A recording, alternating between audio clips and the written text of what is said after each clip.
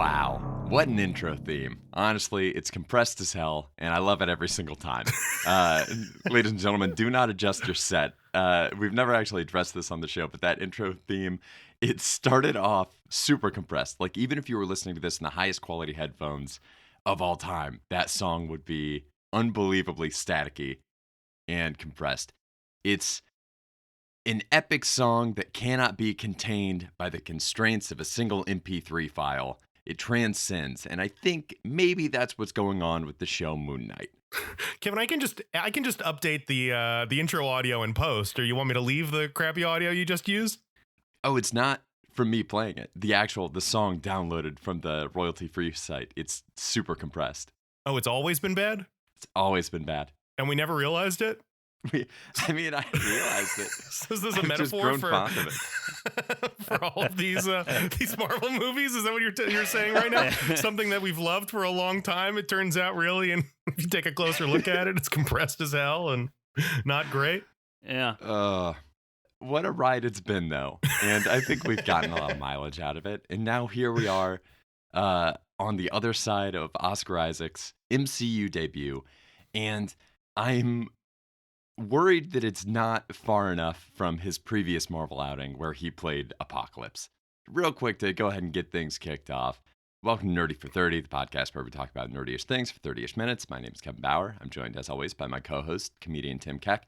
And today we are also joined by resident Moon Knight expert, our pal, Brandon Rockwell. He's back with us. Brandon, thank you so much for coming back. Yeah, man. Appreciate it. What did you think overall? Do you feel like this was a pretty good depiction of Moon Knight as a character? There's a lot to do with Moon Knight. So, do you think this is, the best they could really do bring it to screen? Yeah, but I think the biggest thing is it's compressed. It's like they had so much more they could have done, and it just, by the end of it, felt like very, very short. It's like the same kind of feelings I had about Loki. Like, it's just, you had so much there, and you kind of just really sped towards an ending. I feel the same thing about kind of Moon Knight, and I thought, just looking at the individual pieces of it, for me, it was phenomenal. And Oscar Isaac's performance was absolutely outstanding and was perfect for the character. And kind of the representation of, how the suit works was really well done. I like how they kind of use Mr. Knight in a different way than he was used in the most recent run in the comics. So I think overall it was a really good representation of Moon Knight, Mark Spector, and that world. It just needed more. I mean, I feel the same exact way. You mentioned Loki. By the third episode of Loki, when I realized we weren't going to get just a cool Doctor Who style adventure of the week where they're going through the multiverse, and it was going to be, I guess, immediately wrapped up in the bigger conspiracy and all that, I was really bummed. I feel like they built these shows in both cases with good bones to go ahead and do a lot more. I feel like we easily could have gotten a couple seasons of Loki. And, obviously we found out at the end that there is going to be a second season of Loki, but I feel like where they built to over the course of the first season of Loki would have been more valuable over 2 seasons. I totally agree on this as well. I think they jammed way too much into it. I feel like I could take what we were given with Moon Knight with the 6 hours we got. I could turn around a really good 2-hour Moon Knight movie. But the way to do that would just be stripping out all the stuff that I think should have been left to future seasons or should have just been kind of hinted at without spending so much time on it. Tim, what do you think? You've been pretty suspiciously quiet for 5 minutes now.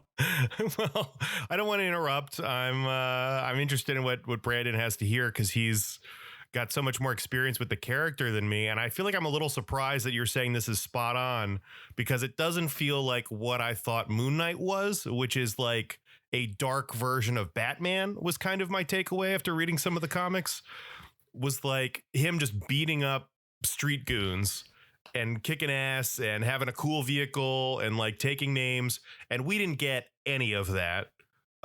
There's also his origin story. I feel like they don't want to do just an origin story, but also they did an origin story. So what's going on? Why aren't we just getting Bushmaster right away? Why aren't we getting They allude to all of the times that he got his powers. We see how he got his powers. Why isn't that the story? Why don't they just do that?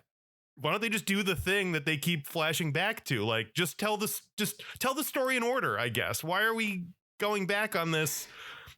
I don't know. I feel like they missed the boat on this, but I think it's probably, I feel like I blame the source material for my criticism of this movie, if that makes sense. Yeah, and those are all, really good points. I think, I mean, I appreciate the attempt to kind of jump in where they did. Like, I think the first premiere episode was really, really engaging. And especially for people who just didn't have any exposure to Moon Knight, like, I was okay with it being a little bit, out of sync there. But yeah, they tried to do so much with the origin, then kind of spliced in. And you also don't get most of that until, like, the last 2 episodes. Like, the pacing was weird. The first 2 episodes were basically, should have been just released together as the pilot because it was so much setup. And then, episode 3 kind of, you finally get to see a little more Moon Knight. And then 4, there's like no Moon Knight, but it was kind of cool. By the time you get to 5, you're like, wow, this is a really kind of interesting like head trip. But why did they just now go to the psych hospital? Like, they should have done that kind of throughout, like in with the most recent run of the comics. Again, like, that was what they were supposed to be taking a lot of their inspiration from. And even in that run of the comics, there's not a lot of that, like the classic kind of Moon Knight. Like, it's definitely gritty, he definitely beats on people, but for the most part, it's more of like a psychological kind of thriller. It's like they kind of half were doing that, but then they still kind of had to commit to like action because, Marvel, and some of the action scenes felt forced. I still liked it, the action scenes and stuff for sure, but it felt very disjointed at times. It's interesting because we talked in the first episode about how the comic has this wonderful opportunity with its different personalities to be different genres when it wants to be different genres. And I don't feel like they really explored that in this show. I think that maybe would have helped what we're talking about here. I don't know, Tim, I feel like I cut you off. No, I guess I think the show is poorly written. And it sucks because I love Oscar Isaac in it. I think he's great. I think his co-star May Calamway, I forget how you say her last name. Ethan Hawke's great. Like, I like all these it seems like the costume's cool. It seems like there were so many cool things, and just like I guess I just don't understand what they were doing with this story. I don't understand why there's a talking hippo and they're riding a boat in the underworld. I don't understand how Steven like is his own person. This is like not a multiple, it's not like a mental illness. It's like, oh no, this guy has his own spirit now. Like, if they die, 3 people die. Like, it seems crazy to me. Like, that was interesting because the most recent run of the comics, something very similar happens where he kind of has to give, like, basically he has to do it himself, but he has to kind of kill his personalities in order to make himself whole so that he could get out. And when he does that, it kind of comes up later that they're still part of him, and so they come back when they need to. So I thought they were going to maybe do something like that where he kind of, it's representative of him, like, kind of letting this go, and then he pops back in. Like, honestly, that would have been even better if they just didn't have the part where he has to crawl and, like, they touch and door opens. Like, it should have just been that happens, he goes back, and then when he's fighting, all of a sudden, Steven comes back to help him, and he turns into Mr. Knight at that point. Like, that would have been, I think, much better and more true to that, just the nature of how his personalities work. How does his wife not know about Steven? They're like married. I'm assuming they've been together for a long time, and Steven's just not around for that whole time. They say in the show that I guess he gave full control over to Steven. Okay, so yeah, I want to talk about Steven in general. I'm debating whether or not to hit the beef theme. I'm going to hit the beef theme. Where's the beef? Okay. We talk about Steven in the show. They say that he gave full control over to Steven 2 months before the show started. It's after his mom's death. So he comes back to the funeral. That's that scene where he's watching it from the outside. His dad sees him through the window. He like slams some liquor and then walks down to the end of the street and fully becomes Steven. We'd seen him be Steven earlier, like in that episode where they revealed the origins of Steven, I guess. But one thing that really didn't sit right with me, and I think maybe this was like editing or like a bad rewrite, or they just didn't consider how this would fit together, is his whole thesis with Steven is that he created this person that didn't need to live with Mark's pain. So, like, it's anything that Mark was suffering with, like abuse from his mom or guilt over the death of his brother. Steven would just be completely free of that.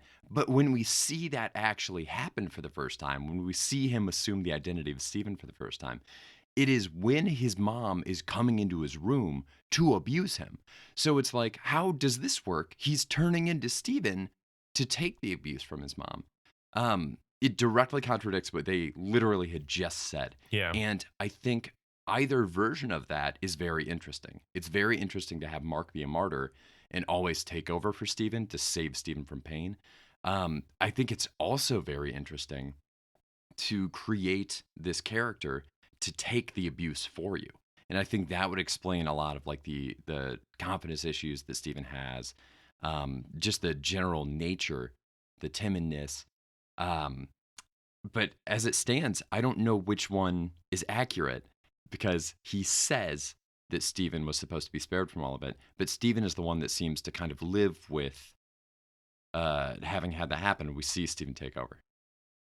But Steven somehow thinks he had the perfect childhood too. Yeah. They mentioned that specifically. That's part of it. Is I think they were trying to show how that trauma kind of forced him to create this other version of himself to kind of have that happy childhood, and it doesn't always work out that way, obviously. So I think what had happened in that moment was that traumatic event caused him to kind of have this dissociative identity, and throughout his life he was able to make it so that that version of him maybe was the one who was taking the abuse but didn't ever remember it. So he always remembers his life as being, all happy and all this stuff, but he was actually the one who was kind of experiencing it. He just didn't ever, that part of his identity didn't know. Like, he's always remembering these good things when he was taking the abuse. That's interesting.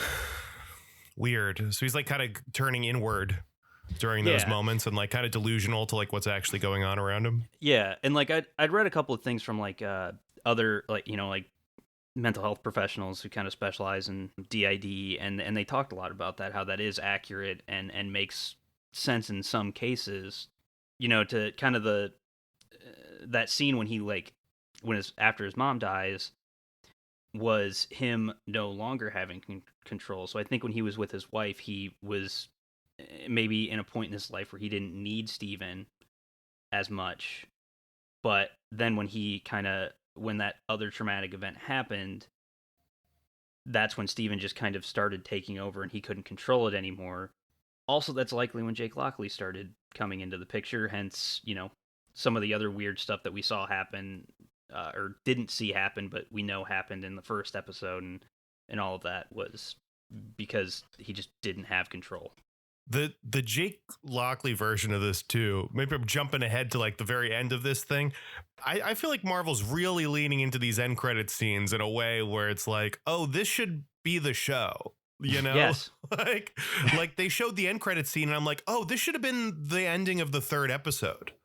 Like, give us the thing we want, which is this. Like, this is interesting to me, like a guy, because Steven has an origin story, right? Like, it's weird because Mark is like the constant. Mark's been a superhero forever. And then we're basically watching Steven's origin story as the Moon Knight, right? Or like Mr. Knight character. So they're doing both they're somehow avoiding an origin story. They're doing an origin story. And then they get to the fun part, which is, oh, there's actually this third element. And that's being abused. And here's my abusive relationship with Khonshu. It's just, that's the conflict I want. I don't know why. Yeah. It seems crazy. And what I think this was kind of, we talked about this at the start, was, Disney and their kind of censoring of violence. And they had said, we want this to be our most kind of dark, violent thing that Marvel can do. And I think the only way they got away with that was by not actually showing it, but just showing the aftermath. which sucks. which Yeah. sucks. Ooh, I hate it. Nobody who likes this? It's garbage. Like, I appreciated it was kind of cool to see, like, you're like, oh, he's about to like die basically, and then it kind of blacks out and comes back, and he's holding Arthur Harrow, and he's got like the axe to his head. Like, that was a cool thing, but again, that should have happened kind of earlier, and then that's when he and Steven both go, wait, there's something else going on, and then maybe we got to see that in the final battle of like, oh wow, this is actually really dark and messed up, but they don't even like a pole going through somebody's shoulder for some reason. yeah. We gotta see it. You nailed it. We have to see it. Like, if you're gonna pull that, especially in the culmination of the final battle of this thing, we have to then get the payoff of flashback, or have a thing where, I don't know, maybe Harrow's fighting back when they are trying to do the spell, and then we see Moon Knight turn into whatever like murderous, horrifying Jake Lockley thing is, and you give us a really fucked up fight. Like, we need that payoff, man. It's so cool early in the series. The first time they did it, I loved it. And I will completely concede that it was ballsy to do in the finale, but like, you can't do this shit, man. Yeah. No. I guess I'm also confused. Like, Mark Spector isn't capable of that. Like, I get that John is like even more hardcore, but like, Mark Spector's a mercenary. Like, Mark's the Moon Knight. Like, Mark's the guy. Yeah, Mark is generally the one who is more violent. He still struggles with the killing, but he basically, that's just how he knows how to fight. And vengeance for Khonshu, it's to kill. But he always struggles with that. Jake Lockley's more about, in the comics, he's more about like street smarts and stuff. He's a taxi driver, and I get that doesn't really fit with the show. Like, that makes sense, and I'm fine with that kind of being like the part of Mark that he can't control, that really goes all in on the violence. But yeah, they should have done more. Like, this really should have been like not Marvel or Disney Marvel doing it. It should have been somebody else doing it. Should have been a Netflix show. Yeah. It should have been like with the Daredevil Punisher series. Mm-hmm. That would have been awesome. Like, that's the tier that this should have been, and it would have been great. Yeah. Super gritty like that. I mean, there's something here. It sucks because, like, maybe this is their plan, but like, I don't think I really loved this season. I can't wait for season 2. It feels like with that stinger, it's like, oh, now they're going to do the thing they should have done. It feels like we had to sit through this in order to get like some real Moon Knight shit, right? Like, Yeah. like what is it? Bushman or Bushmaster is like out there still. Yeah. Bushman. Like, his main his like main nemesis is like out there, like tied in with his origin story. For some reason, we didn't get that. So now we just have this character that is like, I love the idea of him switching between these personalities, like to whatever like fits the best situation. I can see that like in a Marvel movie, and how that would be like super alienating to a bunch of the other characters there. And like, I just want to see him interact with more people. Like, the character, I think, is so cool, and like where he is now, I like it. I guess my writing instincts are we could have gotten here on the 3rd episode. Yeah. And I think that's what I really liked. The part that I really liked about it was, I think the character himself and the performance, that Oscar Isaac did, I thought, in a bubble was excellent. The stuff around it, the pacing, the writing, that kind of stuff is really where it fell apart. Like, they had so much, they had like gold in Oscar Isaac and their portrayal of the character, and then you kind of got filtered into this Marvel show, basically. Yeah. Kevin, I got a beef. Oh, Where's the beef? Did we spend enough time with the Moon Knight to feel anything when the Moon Knight was like taken away? no. Of course we didn't. Like, we saw the Moon Knight twice, and then we're supposed to feel this like devastating loss of like, oh no, he's got to get his powers back. He's got to get Moon Knight back. And it's like, I can't tell really what Moon Knight does. It doesn't seem like he really wants to be the Moon Knight. Why does he have to get the Moon Knight powers back? Like, who cares about, like, I don't know. It seems crazy to me. He needs the healing power and the suit. He can heal, and then he's got a suit that just generates boomerangs, and it seems like that's kind of it. He seems like above average. He seems like a Captain America tier guy who can heal and throw moon stars, I guess, at people. Yeah. I could have used, I mean, maybe this falls in with the Disneyfication, but I could have used like a much more practical illustration of that way earlier on in the series. Probably what I think we see the Moon Knight for the first time in the first actual like fight on the streets of London is the end of episode 2, right? Right. And then, yeah. And that one was still kind of short-lived even. And then I think it was episode 3 where they go to the Midnight Man's palace, and that sequence with like the horse riders with the spears, like that was really cool. I liked that.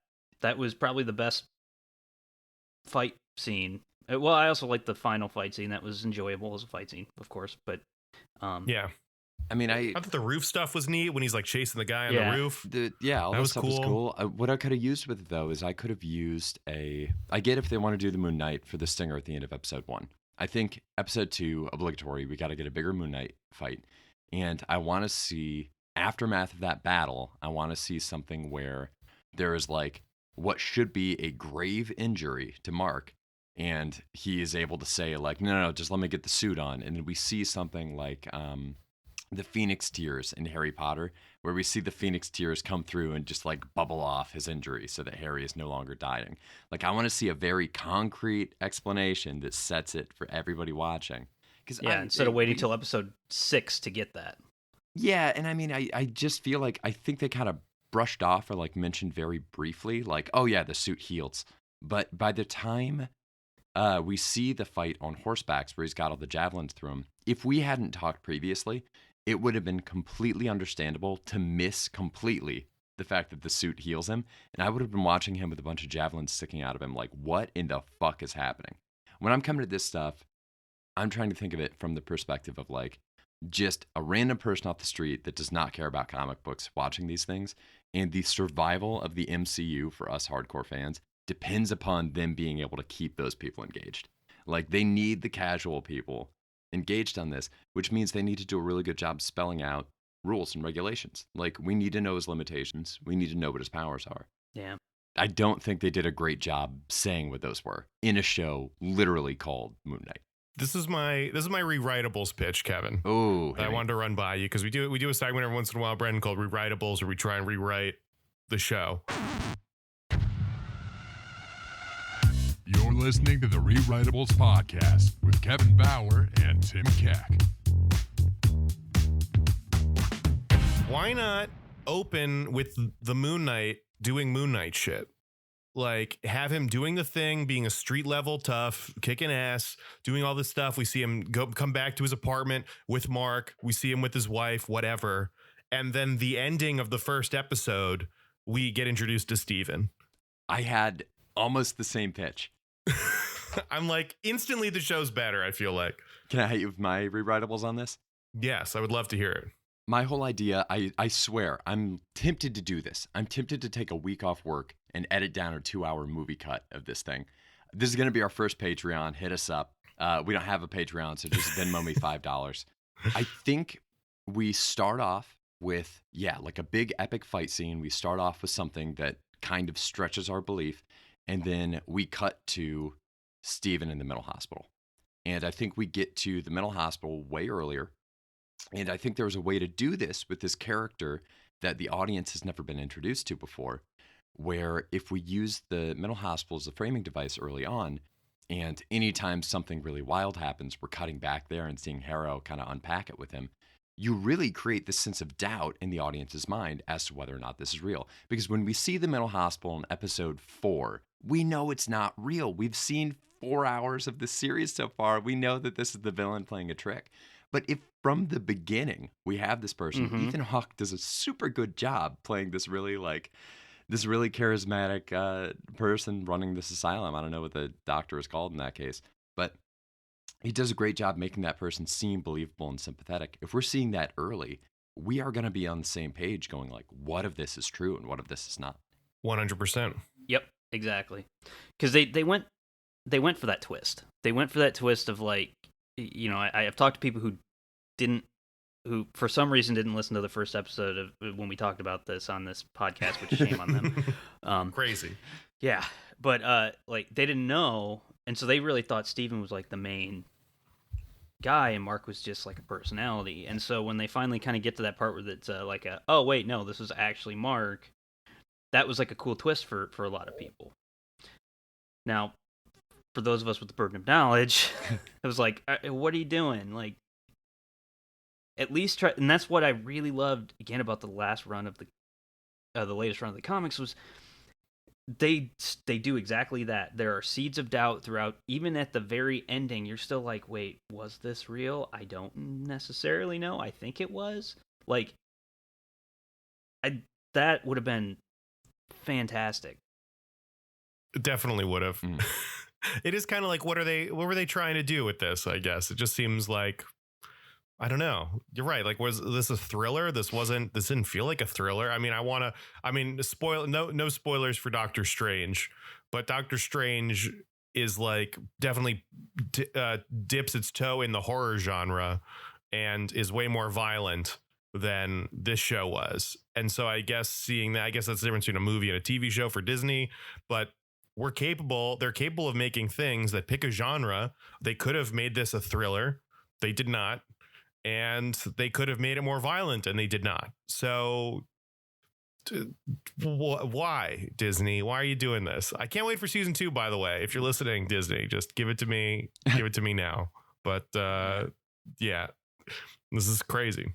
To kind of end at least my thoughts on a positive note is the episode 5 when he's breaking down on the street and like saying, I was just a child, like, that, as somebody who's been through trauma, like, was so accurate. And I had this like visceral kind of reaction of like seeing a comic book character on screen in the Marvel universe who has something who deals with similar things that I deal with. And I've also heard people say like, people with dissociative identity disorder actually are really happy about seeing representation, like fairly accurate representation of themselves on the screen, which I find to be really cool. And so that's, I did connect with it on a different level in that way too, which I think episode 5 for me, aside from kind of some of the weird back and forth, and the pacing within the rest of the show, I think is one of my favorite episodes of anything Marvel for sure. But just in general is one of my favorite, like 40 minutes or so of just, I really liked it. It was really good. Yeah. I mean, that is for sure the core of this series. I think it was the best episode for sure. And the performance. Oscar Isaac's just so good. He's great. He's my thief for sure. I mean, Yeah. he's amazing. He's so good at this. The way he goes back and forth. I heard a little bit about him initially only wanting to film Mark one day and then Steven one day, and then at a certain point during the filming, he just clicked for him, and he was able to go back and forth. And then they went back and reshot some stuff where some of those scenes, Yeah. and so yeah, he was doing that back and forth, and his brother was his body double. So yeah, that was cool. It's cool. It's super neat. I'm very curious to know how like accurate any of this is for dissociative disorders. It'd be great if it's accurate. I mean, if people are inspired by that, then more power to Disney for crushing that, right? If they're getting this accurate, like that makes the character even better. Yeah. I think it's cool. I don't know. I think to end on a positive note, I do think they've created this world that I do want to see more of. I don't know if I didn't have the best time getting here, but at the end of this, I'm like, I want to see more. I can't wait to know what happens with this new alter he's got. I think Khonshu is very cool. I want to know more about his relationship with Khonshu. I think there's like just a great darkness around this character that we don't necessarily have with any other Marvel heroes right now. So I think it's super cool. I mean, the Moon Knight's a badass, and I think they got there with him eventually. Yeah, 100%. Kevin, you got any other thieves? I'm just thinking about how Obviously, anytime Disney and Marvel stumble at this point, you have people saying, like, is this the end? Has it finally gone too far? I remember before Captain America Civil War came out, people were like, is it too much? Have we finally reached peak superhero? So I think, reports of that saturation are always going to be a little bit overblown. But I'm wondering now if some of people's trepidation about Marvel and this current phase that we're in is basically because Marvel has to set a lot of stuff up. I think they were so concerned with pulling off Endgame that they weren't necessarily trying to throw too many things forward past Endgame. And then now that Endgame happened, they're like, all right, we have to set up the entire game again. So I'm willing to bet a lot of the stuff that we've seen in phase, 4 or 5 now, like from Black Widow forward, I'm willing to bet a lot of the stuff that we're seeing is going to pay off at different times. And I think they're probably throwing a lot of different things out there that are going to kind of all weave together slowly. Right now, it doesn't look like there's any sense to it, but I think there is. I think what we're seeing is agree to disagree. Kevin Feige's setting the table. And I think we are all a little bit weary because it doesn't have as clear, immediate payoffs as a lot of the stuff that we've been accustomed to in like the past 5 years when the game's already in motion. But I think the game's kicking up again, and I hope that they can maintain quality long enough for us to see how it pays off. Yeah. I think I feel like looking at some of their best character intros, I was trying to think like the best character intros we've gotten in Marvel, and it feels like Black Panther and Spider-Man are like right up there for me, where like Black Panther introduced as like a minor character in Civil War, and then we get the Black Panther movie, and it's like awesome, like Spider-Man introduced as a minor character in Civil War, and then we get a Spider-Man movie, and it's awesome.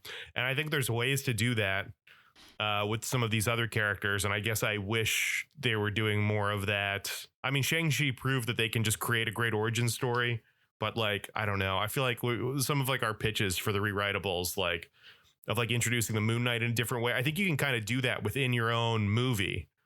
Like kind of do like a backdoor pilot for the guy, like at the beginning, and then set up like your movie. I think there's tricks to make us familiar with these guys in an origin story context that I guess I wish they'd be doing more of, because they've done it. It's Ghostbusters rules. Every time you see a character for the first time, they should be doing the thing that they're going to be doing the rest of the time you know them. Black Panther, the first time we see Black Panther, he is kicking butt and looking good. Boom, there we go. The first time we see Spider-Man, he's the same thing. It's the same character we're going to see. So I think it hurts a little bit that we didn't just immediately start with the cool parts that are going to carry us forward in Moon Knight. Oh, man. Well, yeah. But there was a kaiju battle. There was a Egyptian kaiju battle. There was an Egyptian kaiju battle. That is pretty cool. It was pretty weird, loved that. But it was pretty cool. Yeah. I don't think I really understood what was going on, but it was neat. As a Godzilla fan, that was dope. Huge fan of that. So glad we got it. All right. Well, that's our pod. Brandon, thanks so much for coming back and being a part of this. Yeah. Thanks again for having me. Please come back again. Maybe. Well, think it over. Thank you all so much for listening. We've been Nerdy for 30. Please like and subscribe wherever you can. Tell your friends, tell your enemies. Brandon, where can we find you? Are you hanging out anywhere? You got loitering around? People can see you at places? Yeah, I'm on Twitter at brockthecodes, but it's mainly tech stuff. I run a tech conference here, so cool. That's basically my only social needs. We have a lot of techie fans, so this will be perfect for it. Oh, great. So. Well, yeah. Look me up. Brandon, thanks again for being here. Everyone, stay nerdy. Bye. Bye. Bye. We've never gotten this far into the outro music before. I don't know if maybe it's my internet. It just like all started shaking at the very end. Everything kind of fell apart on us for this one. Is my audio still coming out of just one headphone for you guys? Your audio's terrible, Kevin. Oh my God. No, it's really bad. The song is a banger. Maybe this should be our new intro music too. Yeah.